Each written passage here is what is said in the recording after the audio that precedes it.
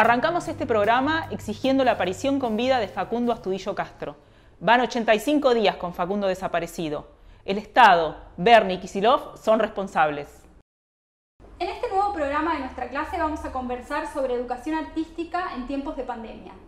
Venimos conversando sobre el difícil acceso a la continuidad pedagógica de forma virtual cuando, por las consecuencias de la pandemia, más del 60% de los niños se encuentran en condiciones de pobreza, sin acceso al Wi-Fi ni a la conectividad, y hay más de 2,5 millones de despidos y suspensiones. Pero sumado a esto nos interesa preguntarnos qué pasa con la enseñanza artística.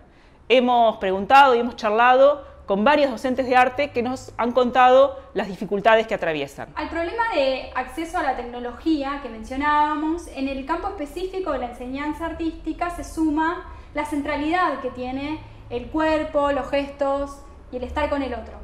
También vimos como en estos 4 meses de aislamiento creció el consumo de bienes culturales en un sector que tiene acceso. Si bien aumentó el acceso a bienes culturales como obras literarias, obras de teatro, acceso a los museos en forma virtual, hay contenidos que no se pueden replicar en la virtualidad. Si bien el Estado libera determinados contenidos en plataformas culturales y virtuales, la realidad es que cientos y miles de trabajadores del arte, de la cultura, docentes y estudiantes se han quedado sin trabajo. Los artistas no se encuentran incluidos mayoritariamente en ningún plan de asistencia del Estado. Si bien salieron en las últimas semanas, becas son totalmente insuficientes. Hoy hablamos con estos artistas que nos cuentan cómo empiezan a organizarse.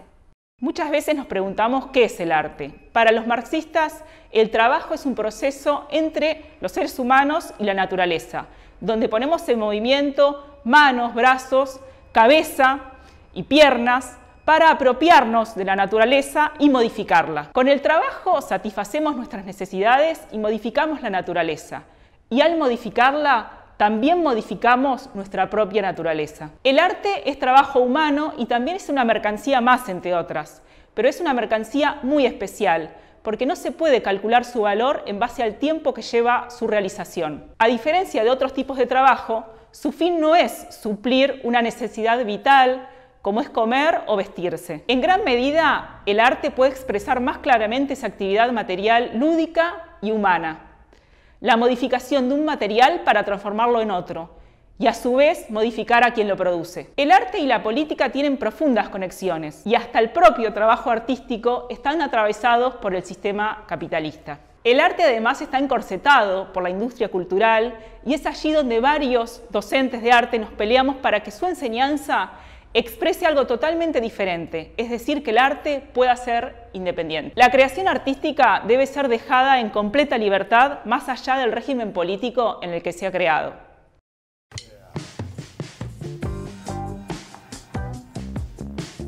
Bueno, mi nombre es Andrés Antonelli, soy profesor de música. Hola, soy Daniela Verdesegar de la ciudad de Bolívar, profe de artes visuales. Mi nombre es Flor y soy profesora de teatro. En este momento estoy trabajando en escuelas primarias y secundarias en la ciudad de La Plata y en Berisso. Soy Rocío Russo Morante, trabajo dando clases en centros culturales. Allí doy circo para niñas y acrobacia aérea en tela, trapecio y aro para adultos. Soy Florencia Beberaggi, profesora de danzas en la Escuela de Danzas Tradicionales de La Plata. Tuve que adaptarme a enviar actividades por WhatsApp, porque bueno, la mayoría de los alumnos no tienen Wi-Fi. Me tuve que adaptar a la virtualidad, que fue de un día para el otro, capacitarme de manera autodidacta para poder acceder a distintas plataformas. Estamos tratando de rescatar mediante el registro audiovisual lo que solo se da de manera presencial, primero en el cuerpo observado y después en la relación entre ese cuerpo en movimiento y el ojo observador. Lo que realizo es un equilibrio entre los contenidos que yo considero que son esenciales y las necesidades particulares de los estudiantes en este contexto. Me tuve que hacer mucho más amiga de la tecnología. Al principio daba las clases por videos. También tuve que adaptar las actividades que estuvieron basadas en la utilización de materiales que las familias tuvieran. Lo que busco es incentivar, estimular la creatividad y también el trabajo colaborativo.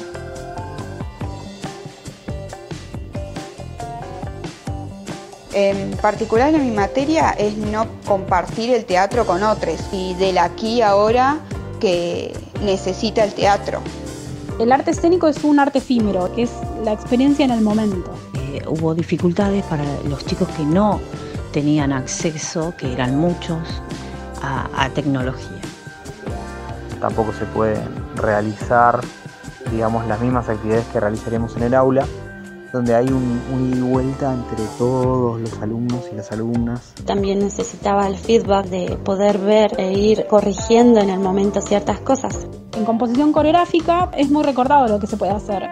Estamos construyendo los materiales de movimiento que van a luego desarrollarse en las distintas escenas, pero con el límite que nos impone una cámara de por medio. Tuve que reducir considerablemente la cantidad de actividades y además el modo de trabajo, ¿no? En análisis del movimiento trabajamos con el registro consciente que podemos hacer del propio cuerpo y así entrenar y ampliar el arco de decisiones conscientes a la hora de bailar, tanto desde un punto de vista técnico como expresivo. Y bueno, otro aspecto negativo es que no todos tienen acceso a este tipo de formato y hay muchos estudiantes que se están quedando afuera del sistema. Tampoco sería lo mismo si fuera virtual y todo el mundo conectado simultáneamente. La cuarentena deja en evidencia el estado de vulnerabilidad y de precarización de los artistas que trabajamos en educación no formal. No tenemos un salario fijo, no tenemos obra social, no trabajamos en blanco. Terminamos cayendo en métodos casi conductistas porque terminamos explicando o cómo deberíamos sentir esos movimientos o cómo deberíamos reconducir esos recorridos.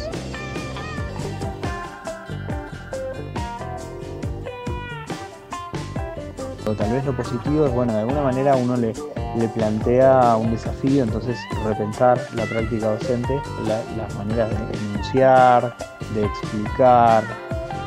Y la virtualidad generó confianza, acercamiento en el vínculo entre docente y estudiante. La situación de pandemia y aislamiento generó nuevos tópicos en las investigaciones con que se reciben los estudiantes. Las respuestas fueron buenísimas, de los chicos, muy creativas.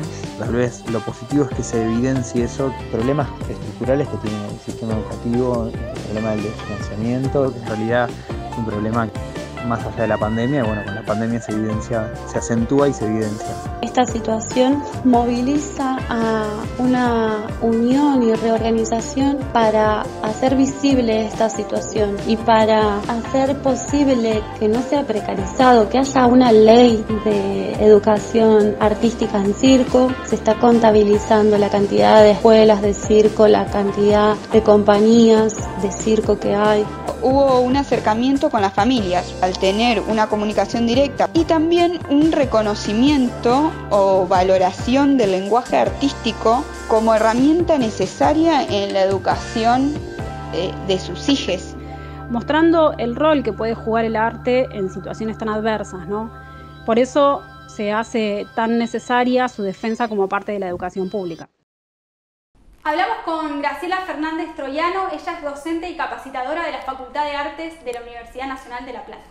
Bueno, la enseñanza artística en la escuela obviamente está prescripta como un campo disciplinar, como un campo de conocimiento junto con otros. El arte y su enseñanza, según mi perspectiva, tienen el sentido de hacer pensar, de perturbar, de sacudir ideas, de permitir una mirada reflexiva sobre el mundo, de permitir cuestionar y luego obviamente una instancia transformadora que en realidad es la transformación de las propias ideas y de algún modo alentar también la actuación sobre el mundo.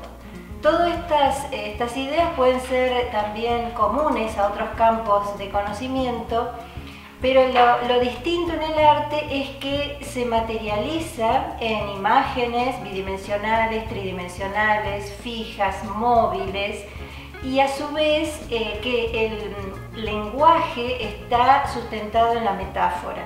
O sea, a diferencia de la ciencia, que respecto a la realidad trata de dar respuestas a determinadas problemáticas, el arte no trata de dar ninguna respuesta, trata de generar nuevas preguntas para cuestionar, como dice Didi Uberman, lo que aparece como evidente.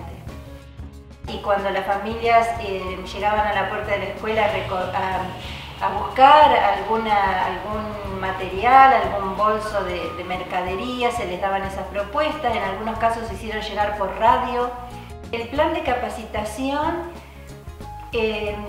considero que debe ser un plan de capacitación donde el docente se forme en comunidad y desde un punto de vista de compañeros de escuela, o sea, no como una formación personal, sino como una formación en equipo escolar, en equipo con otros colegas que estén trabajando en la misma escuela o en escuelas con algún vínculo, de manera tal que todo lo que pueda enriquecer en su formación, en sus propuestas de enseñanza, se pueda materializar mucho más ágilmente en estas instituciones.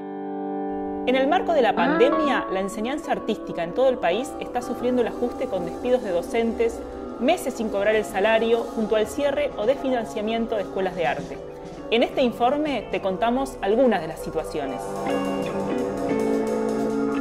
En Jujuy, los trabajadores del programa Coros y Orquestas denuncian despidos y plantean que esta situación no es nueva y que ya sucedía antes de la pandemia. Estos trabajadores siempre han vivido en la incertidumbre a la hora de recibir una actualización de sus sueldos y en la renovación de los contratos año a año. También denuncian el vaciamiento que vienen sufriendo las orquestas, la precarización y los pagos fuera de término, así como el silencio absoluto del sindicato respecto a este reclamo. La ministra de Educación de Jujuy, Isolda Calcina, responsabiliza a Nación por la falta de presupuesto, pero nadie les ha dado una solución por el momento.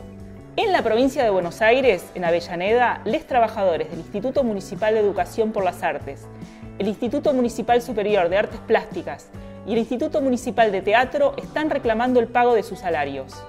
En su mayoría son mujeres y sostenes de sus hogares, que accedieron a los cargos el 5 de marzo y al día de hoy no han cobrado un peso y exigen al intendente Jorge Ferraresi que resuelva de inmediato esta situación. En San Antonio de Areco, estudiantes y docentes de la Escuela de Arte número 1 se encuentran organizados contra el desalojo y por un edificio propio.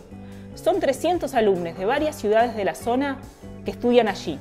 Denuncian que durante la pandemia la gestión municipal de Cambiemos les pidió prestado el edificio donde funcionaba la escuela para asistir a pacientes de COVID, a lo que accedieron y ahora, aprovechando la situación de aislamiento, el intendente les rescindió el comodato, dejándoles sin edificio. En la Escuela de Arte de Berisso, el Centro de Estudiantes organizó junto a docentes y auxiliares una coordinadora educativa para hacer frente a las problemáticas que tienen durante la pandemia.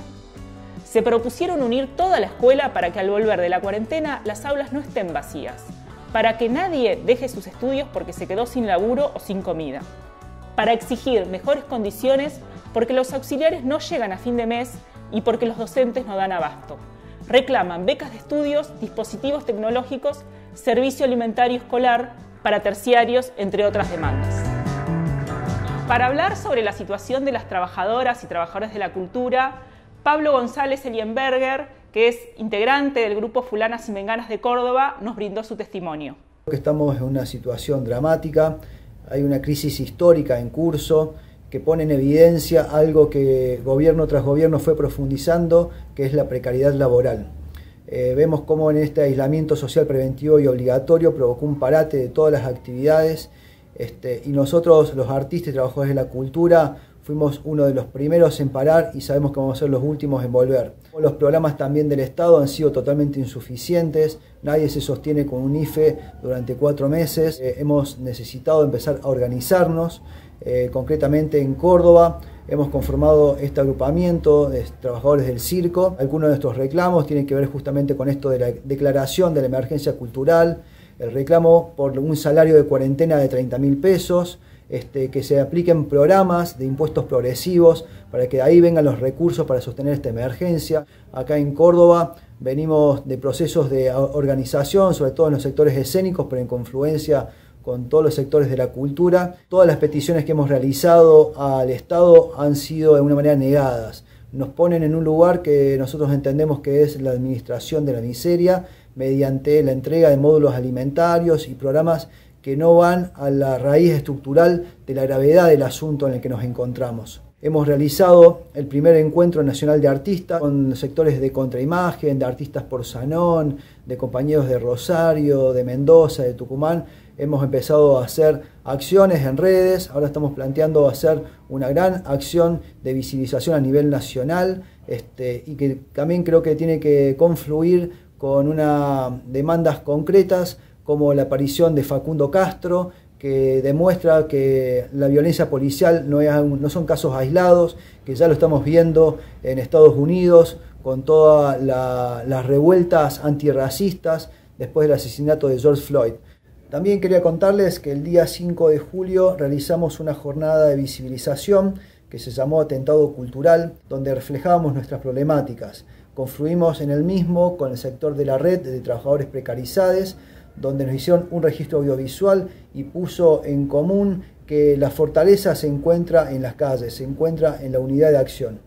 Llegamos al final de este programa. Como siempre, déjanos tus opiniones, comentarios, denuncias en las direcciones que aparecen en pantalla. Y acordate, para darnos una mano, suscríbete, compartí y dale like a la campanita.